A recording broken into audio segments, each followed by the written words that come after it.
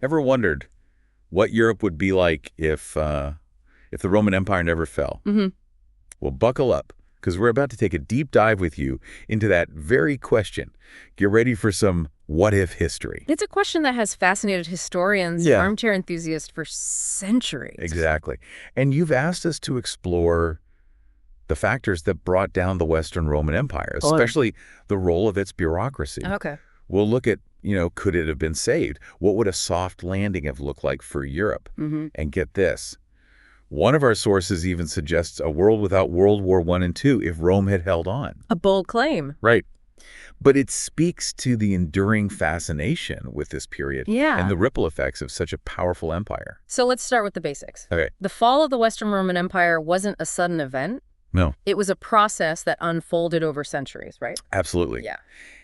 It's more accurate to think of it as a gradual decline, Okay. a slow unraveling of a complex system. The sources you've shared point to a combination of pressures Right. that ultimately brought down this once mighty empire. So let's break those down. Sure. We've got military pressure from outside forces, especially those pesky Germanic tribes.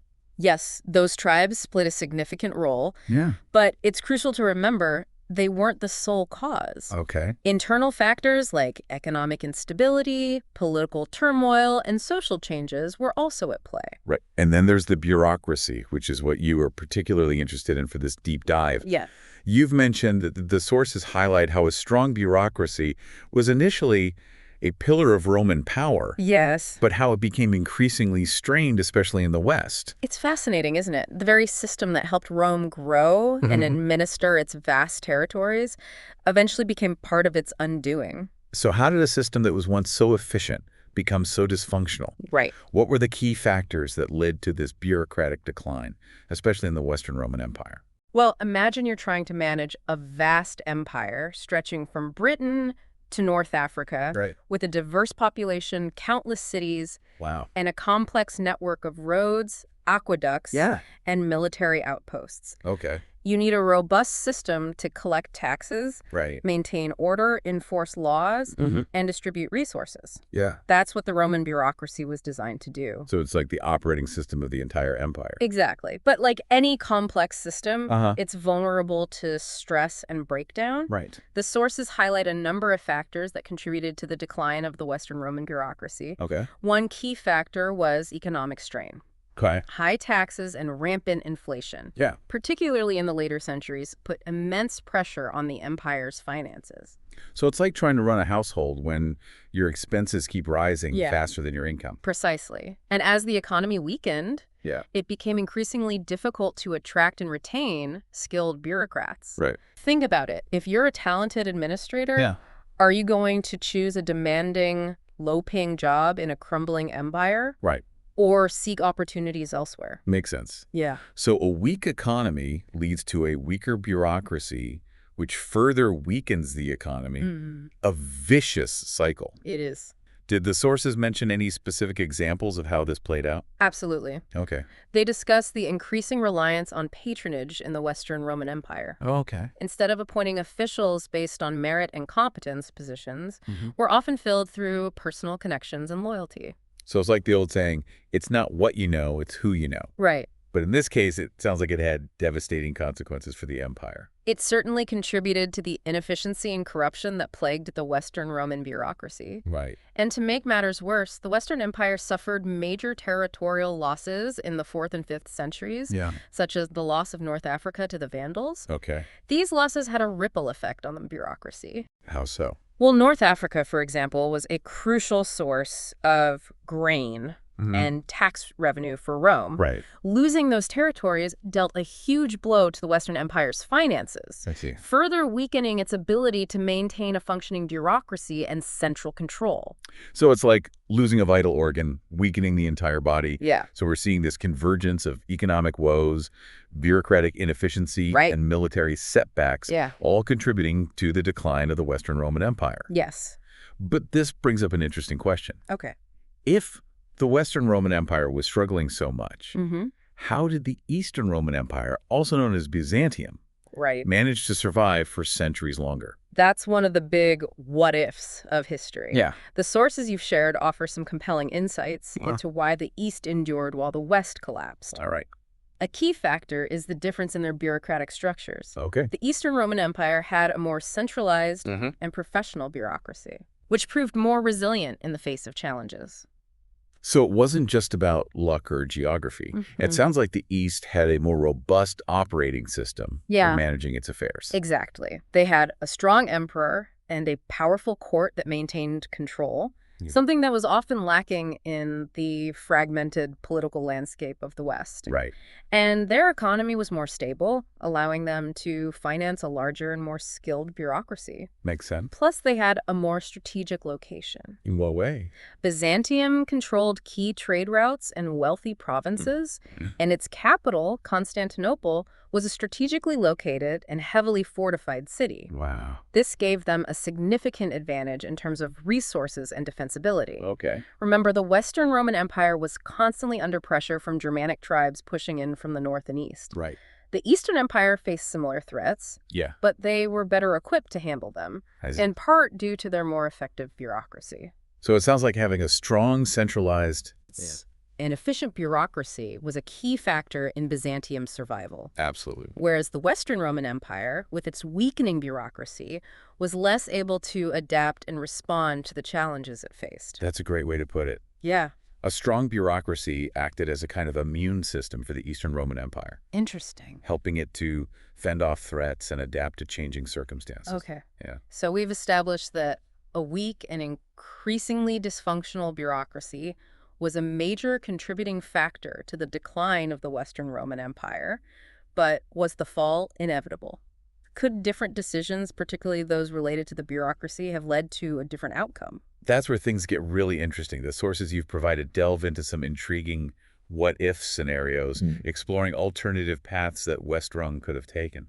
I love a good what-if scenario. Yeah. Let's dive into those. But before we do, Sure. can we rewind a bit? You mentioned that the Eastern Roman Empire also faced threats, but was better equipped to handle them? What were some of the specific challenges that the Western Roman Empire faced that seemed tied to its bureaucratic weaknesses?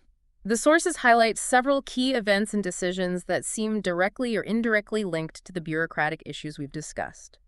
One pivotal moment was the decision to admit the Goths into the empire in 376 AD. Okay.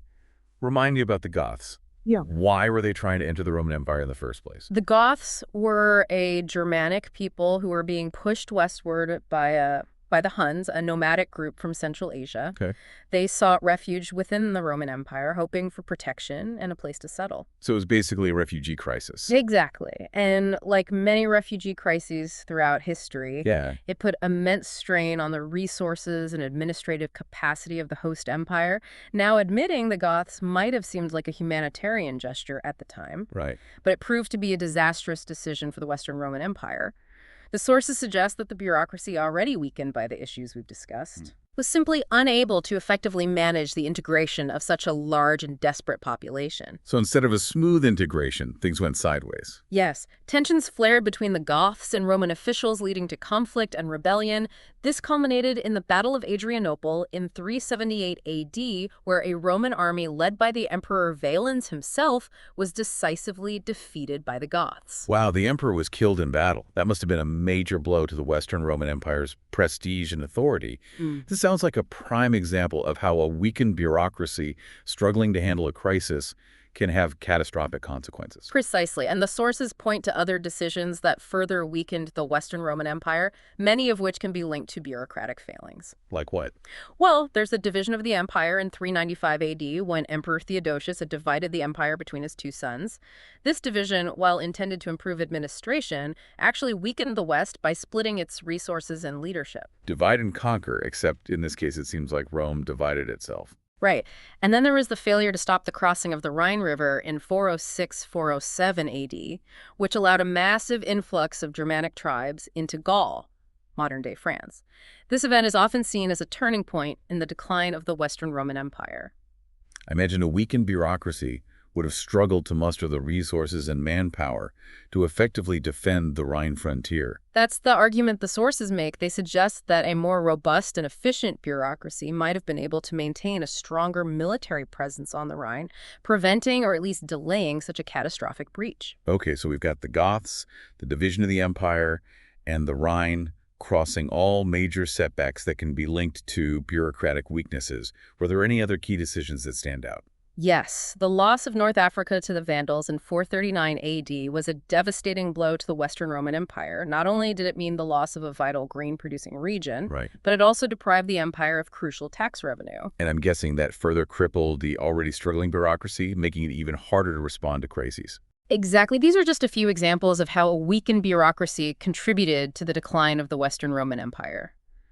Now let's shift gears and delve into those what-if scenarios, exploring potential paths that might have led to a soft landing for West Rome. Okay, let's explore those alternate realities. What are the possibilities the sources present? They outline three main scenarios: a federal empire, a network of smaller states, and a powerful centralized empire. That's quite a range. Yeah. Let's start with the federal empire. What would that look like in practice? Imagine a scenario where instead of collapsing entirely, the Western Roman Empire gradually decentralizes, Okay. granting more autonomy to its provinces. Okay. Perhaps Gaul, Hispania, and even Italy become more like self-governing regions within a larger federation. So kind of like states within a country. Exactly, it would still be part of the Roman Empire, Right. sharing a common legal system, currency, Yeah. and perhaps even a military alliance. But they would have more control over their own affairs, managing their own taxes, infrastructure, Yeah. and even local laws. That sounds like a pretty radical shift for the Roman Empire. Yeah. What would have triggered such a transformation? Would it have been a conscious decision or more of a necessity driven by circumstances? Probably a bit of both. The sources suggest that the pressures that ultimately led to the fall of West Rome, Right. the economic troubles, the military threats, the political instability, Yeah. could have also forced the empire to adapt. Okay. A far-sighted emperor, recognizing these challenges, might have proactively chosen to devolve power to the provinces as a way to stabilize the empire and make it more manageable. So a kind of controlled decentralization to prevent a complete collapse. Right. What would be the potential benefits of this federal empire model? Would it have truly been a soft landing? Well, it certainly could have mitigated some of the chaos that ensued after the fall of West Rome. A federal structure might have prevented the fragmentation of Europe into a patchwork of warring kingdoms, and it could have preserved Roman law and administrative traditions, ensuring a degree of continuity and stability. So less warfare, more unity, and the continuation of Roman institutions sounds pretty good. Yeah. But what about the potential downsides? Would this federal empire have been too weak to defend itself against external threats? And would it have stifled the development of unique cultural identities in the provinces? Those are crucial questions, and it's important to remember that even in a federal empire, there would still be a central authority, Right. a Roman emperor with his own ambitions and goals. There's always a risk that this central authority could become too powerful, overruling local autonomy and imposing its will on the provinces. Right, and that could lead to resentment and even rebellion. Exactly. And then there's the question of cultural diversity. Would a federal Roman Empire have allowed for the flourishing of different languages, customs, and artistic expressions in the provinces, or would it have tried to maintain a certain degree of cultural uniformity, Right. even if it meant suppressing local traditions? So even in this seemingly more flexible federal model, there are still inherent tensions between unity and diversity, between central authority and local economy. Absolutely, and these tensions would have played out in fascinating ways over the centuries. Yeah. It's impossible to say for sure what the outcome would have been, but it's a thought-provoking exercise to imagine how this alternate history might have unfolded. It really is fascinating to consider how these different models of a surviving West Rome could have shaped European history and culture. Yeah. Okay, so we've explored the federal empire scenario. Yeah. Let's move on to the second soft landing possibility. A network of smaller states, all nominally under the authority of a Roman emperor. How would that have worked in practice? Would it have been more like a loose confederation or something else entirely? This scenario leans towards a looser, more decentralized model. Imagine a Europe where the Western Roman Empire gradually fragments into smaller, self-governing entities, city-states, principalities, perhaps even early forms of republics. These states would still recognize the nominal authority of a Roman emperor, perhaps paying him tribute or providing military support in times of need, but in their day-to-day affairs, they would be largely independent. So less of a unified empire and more of a patchwork of interconnected states, each with its own ruler laws and even culture. What were some of the potential benefits and drawbacks of this model? This scenario is particularly intriguing because it allows for greater regional diversity. Without a strong central authority dictating cultural norms, local languages, customs, and artistic expressions would have more freedom to flourish. That's an interesting thought. It's almost like fast-forwarding the clock on the development of distinct European cultures. Exactly. Imagine a scenario where, instead of being subsumed under a monolithic Roman identity, the seeds of French, Spanish, Italian, and other cultures begin to sprout much earlier, shaped by local conditions and interactions with neighboring peoples. So a more diverse and dynamic Europe, but perhaps also a more chaotic one.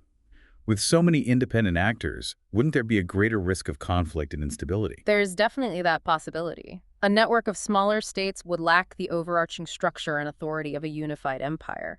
Disputes over territory, resources, or trade could easily escalate into wars, and without a strong central power to mediate these conflicts, they could drag on for years, destabilizing the region and hindering progress. It's a valid concern. Yeah. But wouldn't there also be potential benefits to this kind of decentralized system? Wouldn't it encourage competition and innovation as each state strives to outdo its neighbors? That's a fascinating point. The sources suggest that this scenario could have led to a more dynamic and innovative Europe, with different regions specializing in different areas of expertise, fostering trade and knowledge sharing. Imagine a network of interconnected cities and states, each contributing its unique strengths to the larger whole. Okay, so this network of smaller states scenario paints a picture of a more diverse, dynamic, but potentially chaotic Europe. It's a trade-off, like you said earlier. Yeah. But let's move on to the third soft landing possibility, the one that perhaps evokes the most classic image of Roman power, a centralized empire that continues to expand, spreading Roman culture and Christianity. This scenario seems to lean towards the opposite end of the spectrum from the decentralized network of states. Indeed. This scenario imagines a West Rome that successfully weathers the storms of the 5th century and emerges as a revitalized force, perhaps even more ambitious and assertive than before. It envisions an empire that continues to expand, not necessarily through military conquest, but through a combination of diplomacy, cultural influence, and religious conversion. Imagine a Europe where Roman law administration and language become even more deeply entrenched, shaping the continent in a more homogeneous way. It's almost like the Romanization process that occurred in the early centuries of the empire, but on a much larger scale. Exactly. And this time, Christianity would play a key role. The sources suggest that a powerful West Rome might have become even more closely aligned with the Church, using its influence to spread Christianity and establish a kind of spiritual as well as political dominion over Europe. Imagine a scenario where the Pope in Rome becomes a key figure in this empire, wielding considerable power and authority. That's a very different relationship between church and state than we saw in our timeline. But let's talk about the potential consequences of this scenario. Would it lead to a more peaceful and prosperous Europe? Or are there potential downsides to this kind of expansive centralized empire? Well, as with the other scenarios, there are both potential benefits and risks. On the one hand, a powerful unified empire could provide stability, security, and a common cultural framework for Europe. It could foster trade infrastructure development and even scientific progress. Imagine a scenario where a strong Roman Empire acts as a bulwark against external threats, preventing the incursions of the Vikings, the Magyars, or even the later Ottoman Empire. So a kind of Pax Romana 2.0, a period of extended peace and prosperity under a revitalized Roman banner. Precisely. But, and this is a big but, there's always a danger that such a powerful empire could become authoritarian and oppressive. Imagine a scenario where dissent is stifled, individuality is suppressed, and any challenge to the authority of the emperor or the church is ruthlessly crushed. And then there's the question of conflict. You're referring to potential conflicts with other powers. Exactly. A powerful West Rome would inevitably clash with other empires and rising forces. Imagine a scenario where conflict with the Eastern Roman Empire Byzantium becomes a defining feature of European history, or where the expansion of this Western Roman Empire brings it into direct confrontation with the Islamic world, leading to centuries of religious warfare. So in this scenario, we trade the chaos of a fragmented Europe for the potential tyranny of a centralized empire and the risk of large-scale conflicts with other powers. Precisely. It's a trade-off, and it highlights the complexity of these what-if scenarios. There are no easy answers, no guarantees of a better or worse outcome, but that's what makes them so fascinating to explore. It certainly is. We've examined the factors that led to the decline of the Western Roman Empire, especially the role of its bureaucracy, and we've explored three potential soft landing scenarios.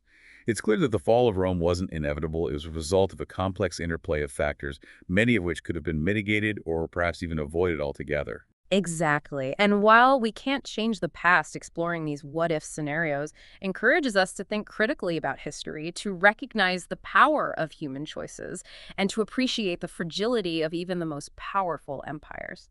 It's been a fascinating deep dive. Thanks for guiding us through it.